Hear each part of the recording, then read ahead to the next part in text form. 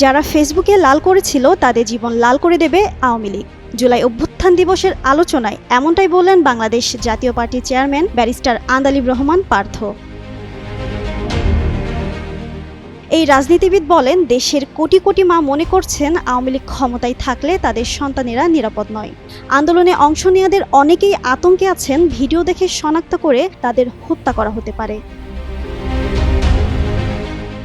তিনি বলেন, আওয়ামী লীগ মেধার রাজনীতিতে নয়, প্রতিশোধের রাজনীতিতে বিশ্বাস করে। তারা সংলাপ ও সহনশীলতার কথা বললেও সেটি একটি ফাঁদ। তার মতে আওয়ামী লীগ যেন আর কখনো রাজনীতিতে ফিরে আসতে না পারে, এই লক্ষ্যেই ঐক্যবদ্ধ হওয়া জরুরি। পার্থ বলেন, গত 17 বছর আওয়ামী লীগ ভয় ও নির্যাতনের মাধ্যমে ক্ষমতা ধরে রেখেছে, কিন্তু সেই ভীতি আজ ঘৃণায় রূপ নিয়েছে। তিনি প্রশ্ন তোলেন, এত বড় একটি দল কিভাবে মানুষের হৃদয় থেকে উঠে গেল। বলেন, ভবিষ্যতের সরকার প্রধানদের সতর্ক থাকতে হবে, যেন আওয়ামী লীগের মতো কেউ আর জনগণের বিশ্বাস না হারায়। শেষে তিনি বিএনপির সর্বদলীয় মনোভাবের প্রশংসা করেন এবং জুলাই আন্দোলনের শহীদদের শ্রদ্ধাভরে স্মরণ করেন।